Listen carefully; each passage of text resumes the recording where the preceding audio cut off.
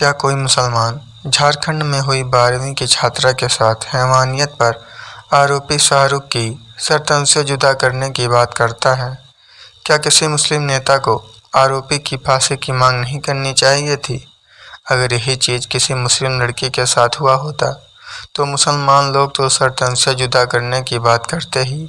दूसरी तरफ हमारे देश के सेकुलर लोग होते हैं, वो भी उस लड़की के लिए प्रदर्शन करते हैं, लेकिन ना तो कोई मुसलमान आरोपी शाहरुख की सर्तन से जुदा करने की बात करता है और न ही हमारे सेकुलर भाई उस लड़की के लिए प्रदर्शन करते हैं।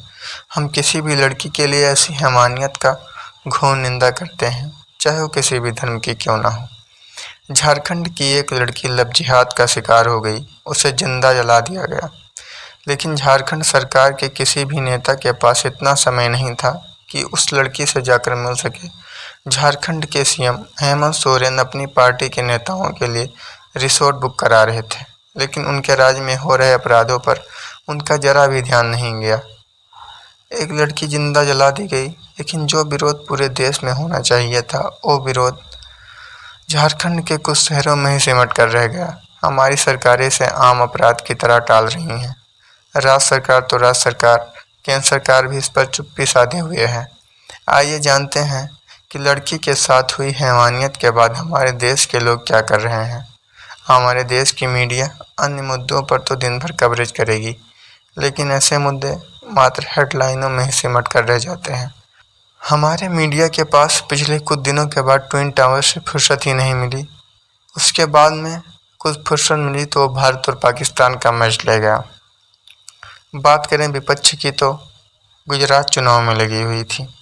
बात करें सेकुलर लोगों की तो वे भारत पाकिस्तान मैच में लगे हुए थे। जिस मुद्दे पर बड़े बड़े प्रदर्शन होने चाहिए थे, विरोध होने चाहिए थे, उस मुद्दे पर हमारा विपक्ष भी चुप रहा, हमारी केंद्र सरकार भी चुप रही, हमारे देश के लोग भी चुप रहे। अगर एक हिंदू लड़की मुस्लिम लड़के से प्रेम कर ले, शादी कर ले, तो वह लव जिहाद का शिकार हो जाती है। वहीं दूसरी तरफ अगर वह लड़की इसका विरोध करे तो वह जिंदा जला दी जाती है। क्या किसी मुसलमान को शुक्रवार की नमाज के बाद इस मुद्दे को लेकर प्रदर्शन नहीं करना चाहिए था? अगर कोई लड़की किसी धर्म के आराध्य को कुछ भी कह दे तो उस मजहब के लोग उस लड़की का सर तन से जुदा करने के लिए सड़क पर आ जाते हैं, लेकिन किसी लड़की को उनके समुदाय के किसी लड़के ने जिंदा जला दिया तो उसके लिए उनके पास कहने को एक शब्द भी नहीं होते हैं। आइए जानते हैं पूरे केस से जुड़ी हुई इनसाइड स्टोरी क्राइम की रेडियो के द्वारा।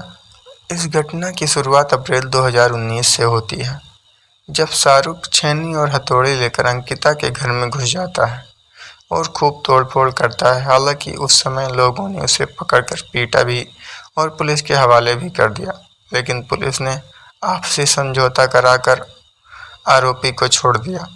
कुछ दिनों तक आरोपी शांत रहा और कुछ दिनों के बाद वो अंकिता को फिर तंग करने लगा।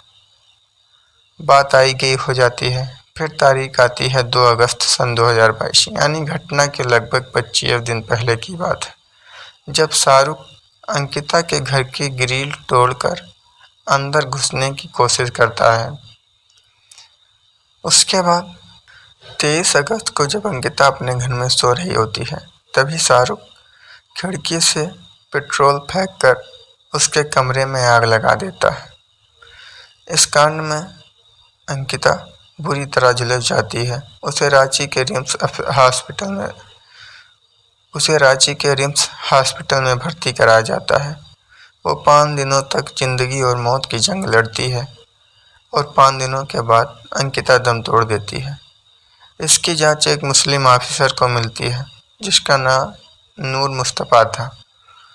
नूर मुस्तफ़ा मुस्लिम था, इसलिए आरोपी की मदद कर रहा था, क्योंकि आरोपी भी मुसलमान है। हालांकि अब नूर मुस्तफ़ा को सस्पेंड कर दिया गया है और जांच के लिए स्पेशल कोर्ट का भी गठन कर दिया गया।